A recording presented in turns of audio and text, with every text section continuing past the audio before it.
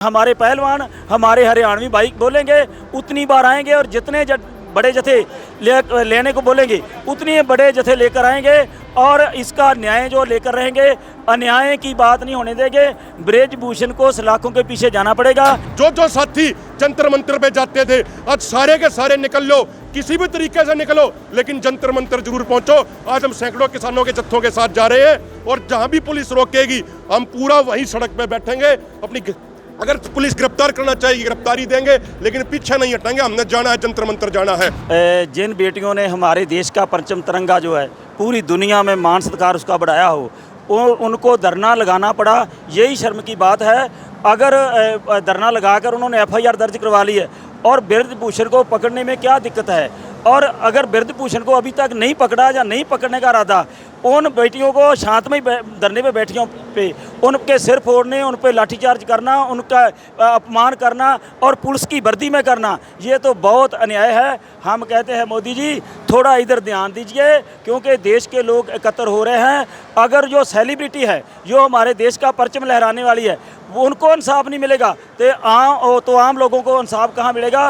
इसलिए जितनी देर उन बेटियों का इंसाफ नहीं मिलता, जिन पुलिसकर्मियों ने उनके साथ ये बदसलूकी की है वो माफ़ी नहीं मांगते और ब्रजभूषण को गिरफ्तार नहीं किया जाता, जितनी भी ज़रूरत पड़ेगी, जितनी बार कहेंगे हमारे पहलवान हमारे हरियाणवी बाइक बोलेंगे उतनी बार आएंगे और जितने बड़े जत्थे लेने को बोलेंगे उतने बड़े जत्थे लेकर आएंगे और इसका न्याय जो लेकर रहेंगे। अन्याय की बात नहीं होने देंगे। ब्रजभूषण को सलाखों के पीछे जाना पड़ेगा। पहले ही मोदी जी ने लखीमपुर खीरी कांड का अजय मिश्रा टेणी अभी तक जो है उसको अपनी कैबिनेट में बिठा रखा है, नहीं न्याय मिल रहा। लेकिन ये लोग भारत के लोग हैं जो ये एकमुठ हैं, एकजुट हैं, ये न्याय लेकर रहेंगे। ये भुलेखा है सरकार का, वो अपना भुलेखा निकाल लें। हमारे साथ हैं अभी बिन्नू कुमार भी। दिल्ली पुलिस ने चारों तरफ से दिल्ली को सील कर दिया है।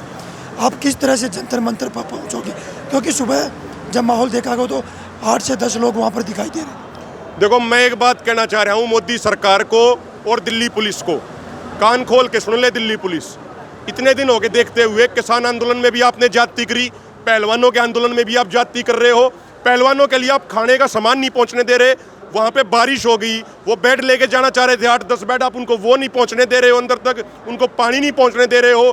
कान खोल के सुन ले सरकार, जो आपका यहाँ पानी जाता है ना, ये हरियाणा के खेतों से होके जाता है। अगर आप हमारे पहलवानों को पानी नहीं पहुँचने दोगे जंतर मंतर पे तो पूरे दिल्ली का पानी बंद कर दिया जाएगा, ये पूरी नहर काट दी जाएगी, पूरा दिल्ली एक एक बूंद पानी के लिए तरस जाएगा। अगर आप इस तरीके का अन्याय करोगे, जो ये बिजली जाती है, ये बिजली के खंभे हमारे खेतों में गड़े हुए हैं, पूरी दिल्ली की बिजली बंद कर दी जाएगी। दिल्ली में कुछ भी जाने नहीं दिया जाएगा। जिस तरीके से 13 महीने तक ये दिल्ली के चारों तरफ के रोड बंद थे, ठीक उसी तरीके से ये दिल्ली के रोड बंद करने का समय आ गया है। पुलिस चाहे कितनी डिप्लॉयमेंट कर ले, पुलिस चाहे कितनी तैनाती कर ले, लेकिन हम जंतर मंतर जरूर जाएंगे। अगर पुलिस सोचती है वो हमें गिरफ्तार कर लेगी, फांसी तोड़ देगी, सिर फोड़ देगी, वो जो करना चाह रही है वो कर ले, लेकिन हम दिल्ली के अंदर जरूर जाएंगे, वो हमें कोई नहीं रोक सकता। और एक और बात कहना चाहता हूं मैं, सारे देश के किसान भाइयों से मेरी अपील है कि जो लोग आज सरकार में बैठे हैं, ना तो इनके पास खेती है ना इनके पास बेटी है, इसलिए इस खेती को भी हमें बचाना पड़ेगा और बेटियों को भी हमें बचाना पड़ेगा। ये खेती और बेटी को बचाने की जिम्मेदारी हमारी और आपकी है, क्योंकि सरकार ना खेती को बचा रही है ना बेटी को बचा रही है। आज अगर हम नहीं निकले तो फिर ये सोचना पड़ेगा कि हमारा जमीर जिंदा है भी या नहीं भी। जो साथी जंतर मंतर पे जाते थे आज सारे के सारे निकल लो, किसी भी तरीके से निकलो, लेकिन जंतर मंतर जरूर पहुंचो। आज हम सैकड़ों किसानों के जत्थों के साथ जा रहे हैं और जहां भी पुलिस रोकेगी हम पूरा वहीं सड़क पे बैठेंगे। अपनी अगर पुलिस गिरफ्तार करना चाहेगी गिरफ्तारी देंगे, लेकिन पीछे नहीं हटेंगे। हमने जाना है, जंतर मंतर जाना है। और एक अंतिम बात, हमारा सवाल है प्रधानमंत्री मोदी जी से।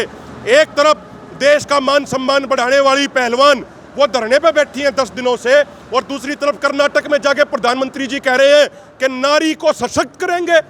अरे अगर नारी सशक्त करनी है तो ओलंपिक में देश के लिए एकमात्र मेडल लाने वाली महिला साक्षी मलिक को न्याय दो, उसको न्याय मिलना चाहिए।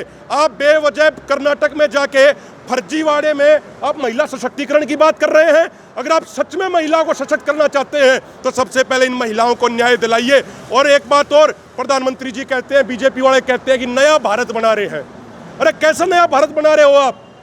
बीजेपी के मोदी जी के नए भारत में पोक्सो जैसी गंभीर धाराओं के तहत जिस ब्रजभूषण के खिलाफ पर्चा दर्ज है, वो ब्रजभूषण शरण खुलेआम सड़क पे घूम रहा है, खुलेआम वो इंटरव्यू देते हुए घूम रहा है, खुलेआम पहलवानों को धमकी दे रहा है कि मैंने अपने लोगों को कह दिया तो जंतर मंतर पे कई गुना लोग आ जाएंगे।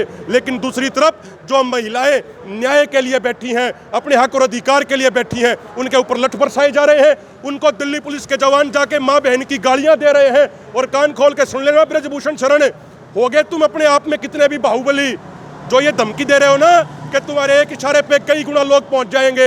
यदि पहलवानों ने एक इशारा कर दिया, जैसा कल उन्होंने कहा है, आज पूरी दिल्ली पुलिस को सील करनी पड़ गई। अगर इतनी ताकत है तुम्हारी सरकार में, अगर इतनी ताकत है ब्रजभूषण शरण तुम्हारी पुलिस में, तो एक बार दिल्ली के रास्ते खोल के दिखा दो, पता लग जाएगा। जब दिल्ली में कहीं भी पैर रखने की जगह नहीं मिलेगी, आज जाएंगे, कोई भी कुर्बानी देंगे, लेकिन जंतर मंतर तक जरूर पहुंचेंगे।